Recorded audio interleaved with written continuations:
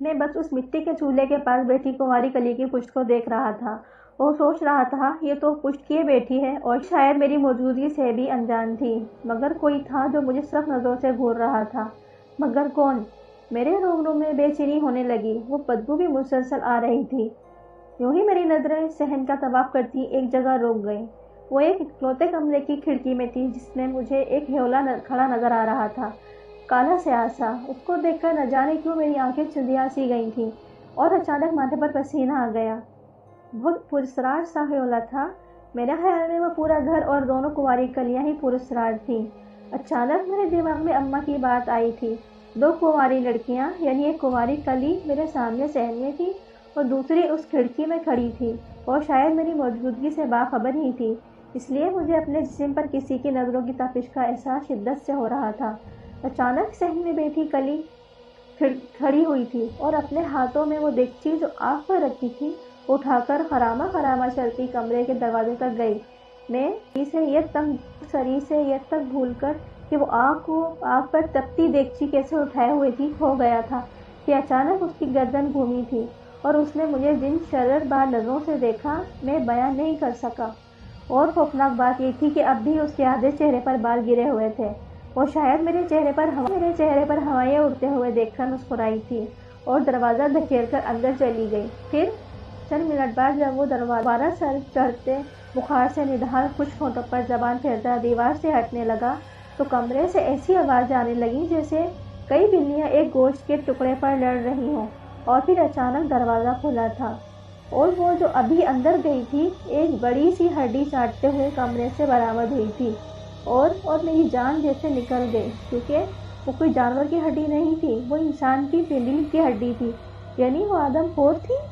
میرے جسم میں کاٹو تو بدن میں لہو نہیں والا حساب تھا، اور لہو نکلتا بھی کیسے، کیونکہ وہ تو خوف سے جم گیا تھا۔ وہ دونوں ہاتھوں سے اس کو تھامے زبان سے چچوڑ رہی تھی اور مجھے متلی کے ساتھ ساتھ چکر بھی آ رہے تھے۔ اس ہڈی پر لگا تھوک جانے کب کا خون اس کے چہرے پر گرے بالوں کو بھی گندا کر رہے تھے، مگر اسے جیسے پرواہ ہی نہیں تھی۔ اچانک وہ ہڈی بھبوڑتے ہوئے اس نے نظر اٹھا کر مجھے دیکھا تھا اور میری تو روح فنا ہو گئی۔ میں بدبخت قدم پیچھے لیتا بھاگا تھا اور 3-4 سیڑھیاں ایک جست میں پھلانگتے ہوئے میں کمرے میں آ کر گہرے سانس لینے بے دم ہو کر چرپائی پر گر گیا تھا۔ وہ منظر تو کیا ہمارے گھر کے ساتھ آدم خور رہتے تھے اور ہم سب اب تک انجان تھے، یا کوئی اور مخلوق ہے یہ؟ سوچ کر میرے رونگٹے کھڑے ہو رہے تھے اور جان لیوا خیال یہ کہ اس نے مجھے دیکھ لیا تھا، وہ کوئی نقصان نہ پہنچا دے مجھے۔ سچی بات یہ تھی، ہر انسان کی طرح مجھے بھی خوف آتا تھا، موت سے، جنات سے اور ان سب چیزوں سے جن سے عموماً لوگ خوف کھاتے تھے۔ اسی خوف سے جھجری لیتے لیتے مجھے بخار چڑھ گیا تھا اور نہ جانے کب میں نیم بے ہوشی کی حالت میں چلا گیا۔ بیچ میں ڈر کر اٹھتا بھی رہا اور کچھ بڑا بھی رہا۔ میرا اماں سر دبا رہی تھی اور ابا بھی کچھ بول رہے تھے، مگر میں بول نہیں پا رہا تھا اور جو سن رہا تھا میرے اعصاب سمجھنے سے قاصر تھے۔